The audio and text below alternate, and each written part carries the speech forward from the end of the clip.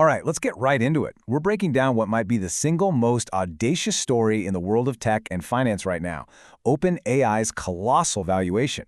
And this isn't just speculation. This comes from a really sharp analysis by BGVC that lays out a company at a truly historic crossroads.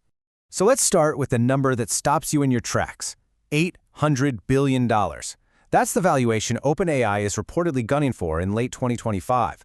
You know, a number like that puts it in a league of its own, making it one of the most valuable private companies in history.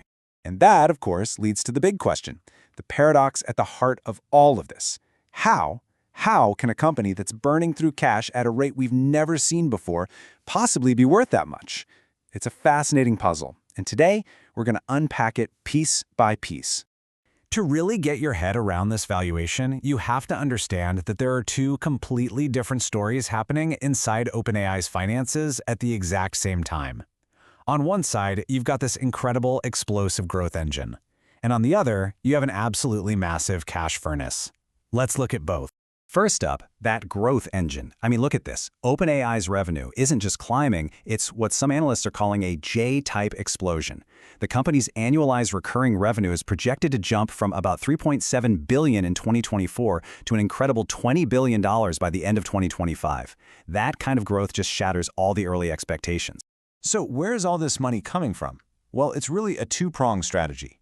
You've got the consumer side, ChatGPT, which brings in the bulk of it, about 70%, with a really sticky user base. But the real story for future growth is on the enterprise side. API usage has just exploded, up 320 times year over year.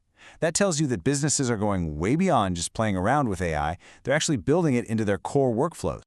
Okay, but now for the other side of the coin.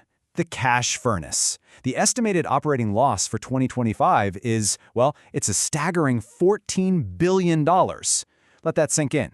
This isn't just a loss. You have to see it as a deliberate strategy to pour capital into winning the race for AI dominance. And just to give you some perspective on that number, OpenAI's projected loss for this 1 year is more than the peak annual losses of Uber and WeWork combined. We all remember the stories about how much cash those companies burn through. Well, this is on a totally different level.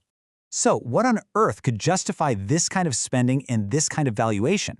Well, the answer, according to this analysis, is all about OpenAI's next big technological leap. The bet is that they're moving beyond simply generating content to something much, much bigger, intelligent action. And the key phrase you need to know is agentic execution. This is the whole bet. We're talking about AI that doesn't just act like a tool you use, but more like a teammate you collaborate with.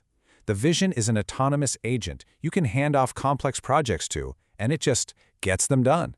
That's a fundamental shift. Now, this competitive landscape is really fascinating because it shows why they're so focused on agents.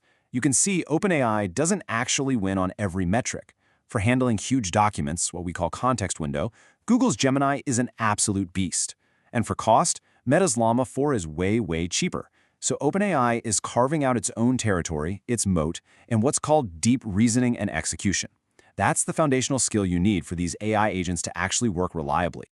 But for all that promise, this $800 billion fortress is facing attacks from multiple sides. And these aren't small problems. We're talking about at least 3 threats that could potentially bring the whole thing down. The first major threat is the regulatory gauntlet. You know, for a long time, the EU's AI Act felt like a distant issue. Not anymore. As you can see from this timeline, the key rules are set to kick in around August 2025. This means strict new demands for transparency and testing, which could absolutely slow things down and open them up to huge fines. And it's not just Europe. Back in the US, you've got antitrust regulators taking a hard look at the Microsoft partnership.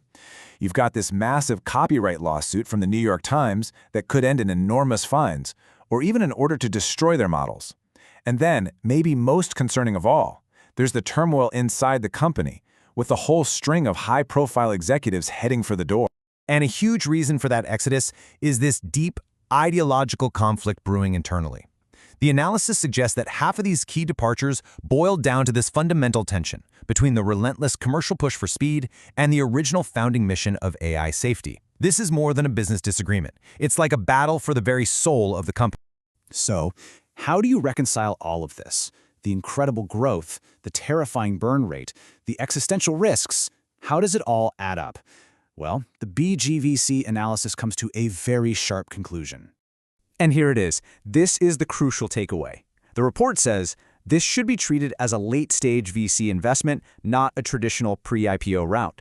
What that really means is that the $800 billion price tag isn't for the company that exists today. It's a high-risk, high-reward bet on the world-changing giant it could become. So the whole investment thesis really depends on OpenAI navigating what the report calls the death valley of its current problems. First, it has to survive the cash burn and the regulatory storm. If it can do that, the next step is to use AI agents to dominate the market, and finally, become the indispensable operating system for the entire AI economy. And this really lays out the binary nature of this gamble perfectly. It's an all-or-nothing bet. The upside? Absolutely astronomical, becoming the first $3 trillion company of the AI age. The downside? A complete and spectacular collapse, either because the money runs out or because regulators break it up. There's not a lot of middle ground here. Ultimately, when you step back and look at the whole picture of OpenAI's 2025 valuation, it leaves us with this one massive question. Are we witnessing the birth of a multi-trillion-dollar empire, or are we just watching the inflation of history's most expensive and maybe its most consequential bubble?